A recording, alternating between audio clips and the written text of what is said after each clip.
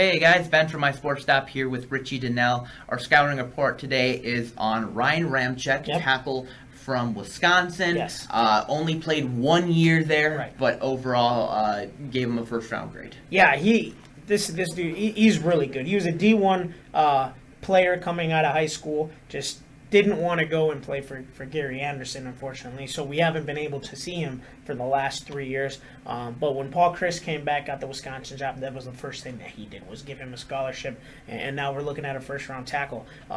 The thing that, to me, that sets him apart, that solidifies him compared to guys like a Gabe Karimi, is I think Ramczyk is the best offensive lineman Wisconsin has had since Joe Thomas. And that's saying something with the offensive lineman that they continue to produce every year. He has the size, he has the mobility. Obviously, Wisconsin's running game, he's going to be a big, huge road grader. But I think just his ability to transition to the speed at each level, having played Division III, then moving up to Division I, and now to the NFL, speed is something that tackles have to adjust to. But I think he's going to do a good job because he's been through this adversity before. Well, and as soon as he stepped on the field for Wisconsin, it seemed like he never even missed a beat. Right.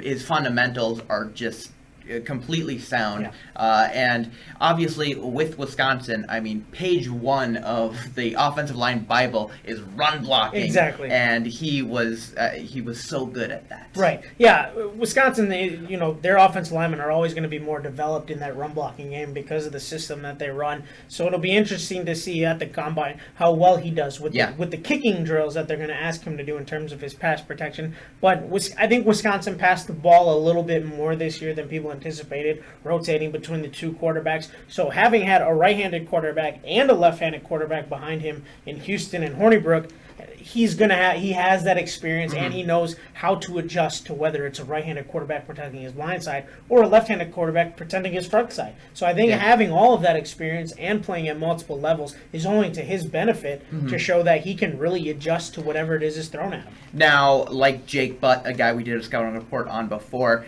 he's coming in with an injury, torn labrum.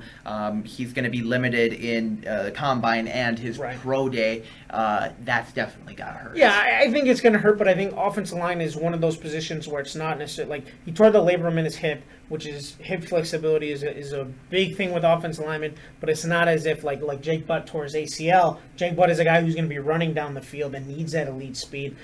With the offensive line, you don't necessarily need that as much, as long as he can still bend to the ability that he did before and be able to get his pads low to block the edge rushers that are going to make him bend a little bit, and he's still able to get up to that second level. There's not going to be much issue.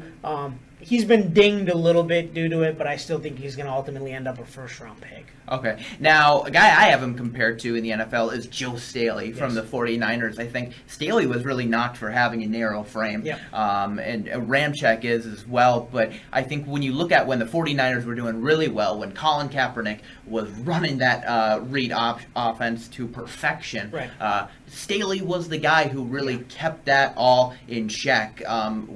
He's just such a good run blocker, and I think if Ramczyk can be like Joe Staley, he'll be a home run. Yeah, he's. I think no matter where he ends up, whatever type of system it is, I think he's going to have success. But like you said, a team that desperately needs a tackle. Even if he ended up at a team like Minnesota, who doesn't necessarily pass the ball as much as they're going to run it with Adrian Peterson, that would be a great fit for him because it's going to be similar to what they already do at Wisconsin. So you mentioned Minnesota. Where do you think he's going to go? I think he has a chance to go very similar in the same position as Robinson. I mentioned Robinson as high as 3. Don't think he'll go there. But I think once you get to that 12, 15, I think you're going to start talking offensive line, but I think he's ultimately going to go a little bit later. I think, as far as his value is, he's going to be a really good pick in the late teens and 20s. I think he's going to be, like you said, a really good value pick. I have him graded around the mid-first round, but I think he's going to maybe drop a little bit. You look at, New York at 23,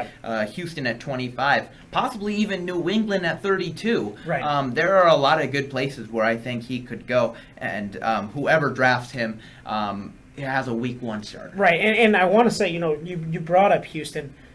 Not to say that this would be the reason. Granted, they do need some help on the offensive line, but having a player like J.J. Watt, who's watched a lot of Wisconsin football, there to maybe vouch for him like he has other Wisconsin players in the Sure. past is a huge bonus to him Sure. because JJ is not going to bring in anybody who can't help them win. Mhm. So if he does end up at Houston, despite the torn labrum, you know that he is for sure worthy of that first round pick. Absolutely.